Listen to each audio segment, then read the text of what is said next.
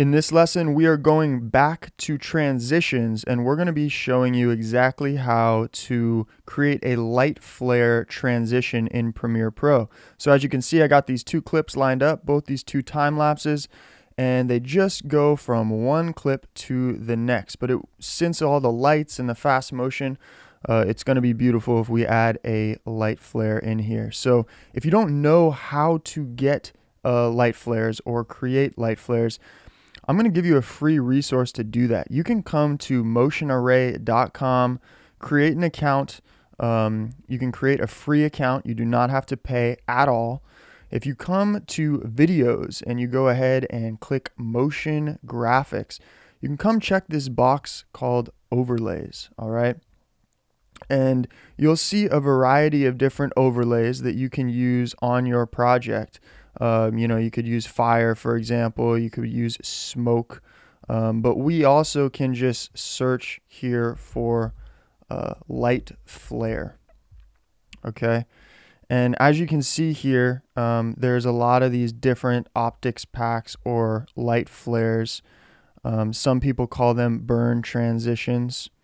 Okay, as you can see there, right? So let's go ahead and download this pack because chances are this is similar to what you guys are looking for if you're looking for these overlay or light leak transitions. Okay, get finished downloading. I'm going to come to my downloads folder, and a lot of these different packs are going to export or download in a zipped folder. So you're going to want to right click it and make sure to press extract.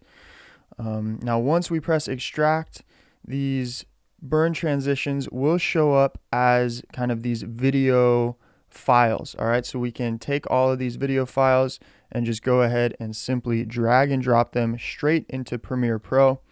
I'm going to open up them and just pick which one I want to use. So for example, this one looks completely fine and good to me. It's got lots of colors in it.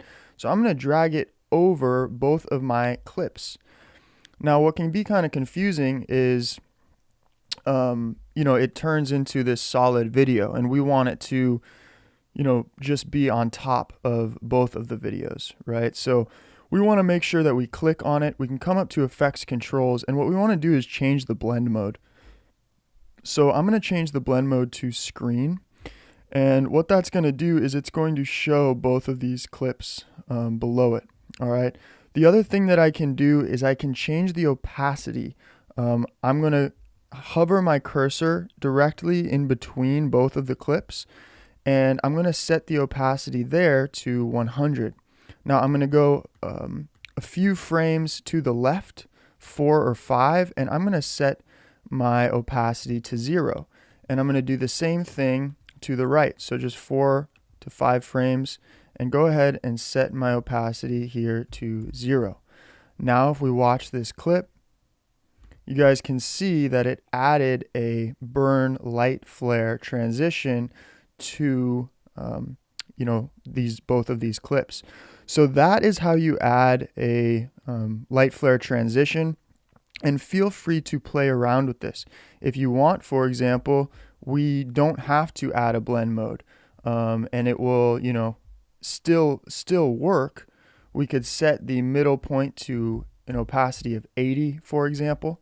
It's going to be a little more intense, but playing around with these blend modes will help you get the right look and feel for what type of light flare transition you're looking to add. Again, I recommend screen, but go ahead and play around with a lot of these. Here's soft light, for example. It's going to be a little darker, more contrasted, and depending on the light flare movie that you bring in, well, that's also going to change the color profile of your transition.